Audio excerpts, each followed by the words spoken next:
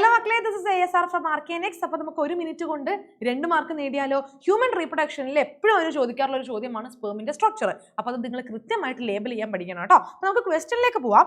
Identify the figure and label the parts marked as ABC. അപ്പോൾ സ്പെർമിന്റെ ഈ ഒരു സ്ട്രക്ചറിൽ നമ്മൾ ABC ഈ 3 ഭാഗങ്ങൾ ഏതൊക്കെയാണ് ലേബൽ ചെയ്യണം. അപ്പോൾ നിങ്ങൾ നോക്കിക്കേ, A എന്ന് പറയുന്നത് എന്താണെടാ?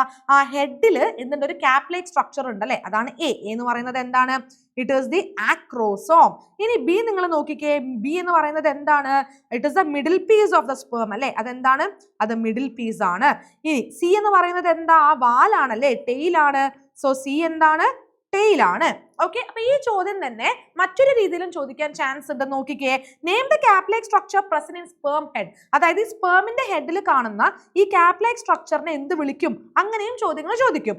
നമുക്കറിയാലോ അതെന്താണടാ? അത് ആക്രോസോം അല്ലേ? ദാറ്റ് ഈസ് ആക്രോസോം അല്ലേ? റൈറ്റ് ഇറ്റ്സ് ഫംഗ്ഷൻ എന്ന് ചോദിച്ചിട്ടുണ്ട്. നമുക്കറിയാം, അതായത് ആക്രോസോമിൽ എന്തുണ്ട്? ഹൈഡ്രോലിറ്റിക് എൻസൈംസ് ഉണ്ട്, ഹയാലുറോണിഡേസ് പോലുള്ള എൻസൈംസ് ഉണ്ട്. So acrosome is filled with enzymes. Okay, ഇത് എന്തിനു വേണ്ടിയിട്ട് എൻസൈംസ്? അതായത് ഈ സ്പെർമിനെ ഈ എഗ്ഗിന് ഫെർട്ടിലൈസ് ചെയ്യണം അല്ലെ? അപ്പൊ ഈ ഫെർട്ടിലൈസേഷനെ സഹായിക്കാൻ വേണ്ടിയിട്ടാണ് എന്തുള്ളത്? ഈ എൻസൈംസ് ഉള്ളത് കേട്ടോ.